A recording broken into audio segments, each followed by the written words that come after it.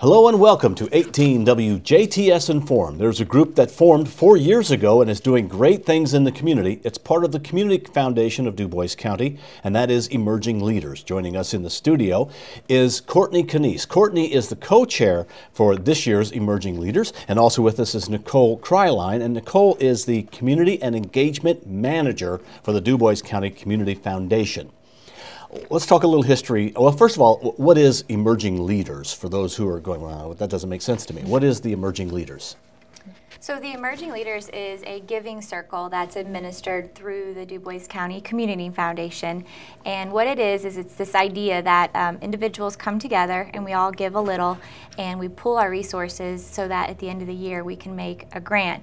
But along the way, it's really about engaging in philanthropy and networking and kind of building that social network with your peers.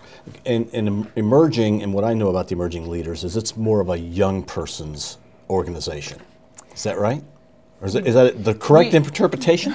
We don't have age limits or age restrictions. So emerging in your philanthropic journey is what we like to think. It's not a specific demographic. It's you're new to philanthropy, you're new to wanting to be involved in the community, you're not set in your ways and how you engage in the community. So you're emerging in terms of your leadership, and that can be age 20, that can be age 40 or 50. Okay, excellent. Now,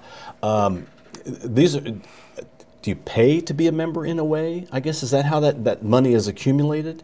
So we just ask each individual to contribute $10 a month or $120 a year, or we also encourage couples who want to be part of the Giving Circle to make a contribution, and that contribution is $200 a year. So you can spread that out over the course of a year, or you can make a one-time contribution, whatever works for people, and we're really flexible too, so we want to make it work for whatever you need. So, and it's not about membership as much as the contributing. It's bringing people together collectively for that collective impact. So an individual is allowed to come to our events and be part of the discussion without having become a contributor or a member. We don't check your badge at the door.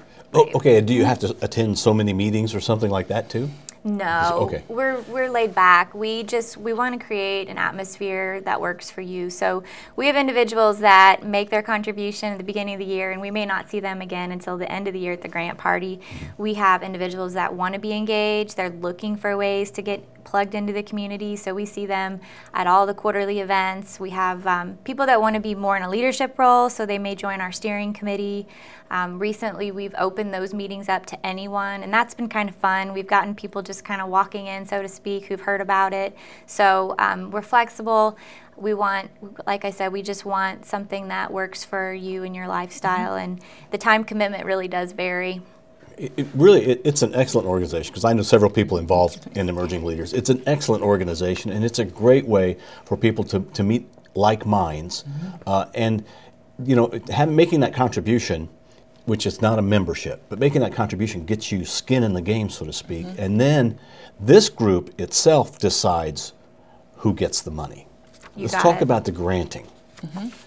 So the culmination of the year really is that year-end grant party, and it's coming up on us quickly, and that's really kind of just, like I said, the culmination of the year. But what we do is we open up a nomination process for the current emerging leaders who have contributed, but also our nonprofits. And so we want to hear from organizations that have a program or a project that they need support. And what we do is, like I said, we'll pool those resources together, and because we bring everybody's contributions together, we can make a $5,000 grant at the end of the year, which is cool because not many of us can say that on our own we could do something and have that much of an impact.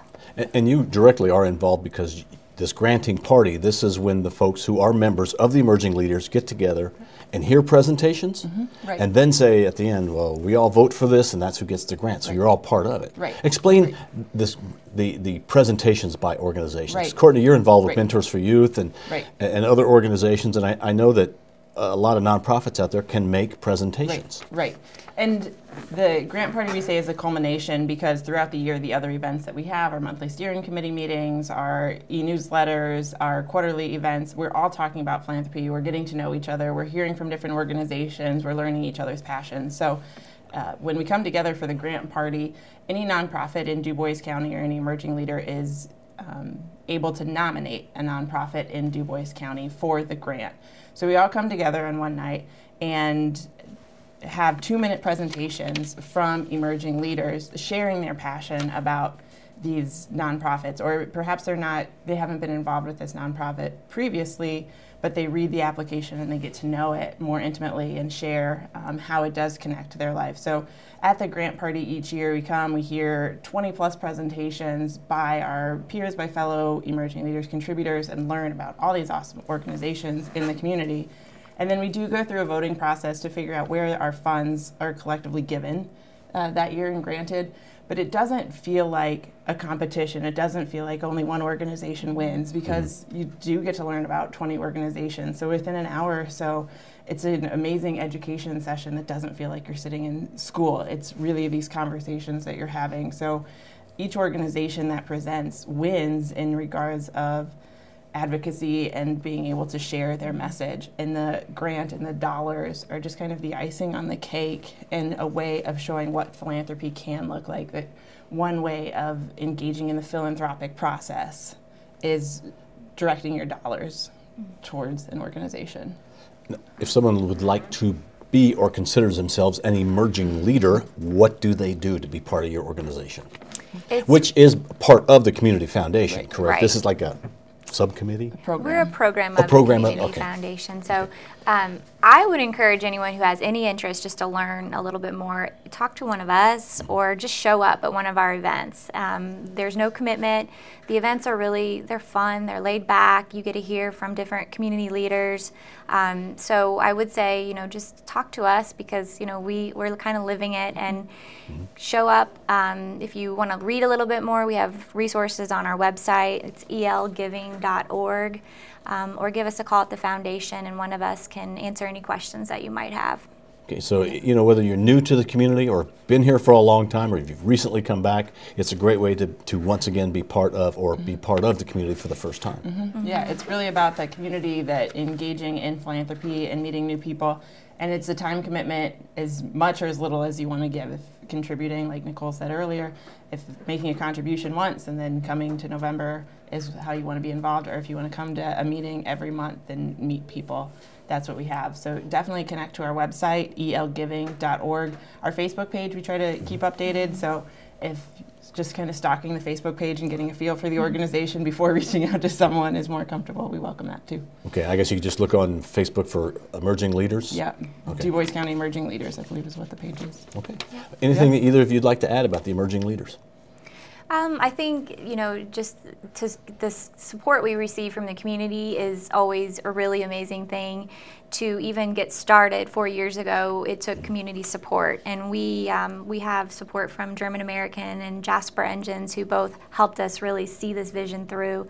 So we rely on that continued support, and that's always something that we don't want to take for granted too.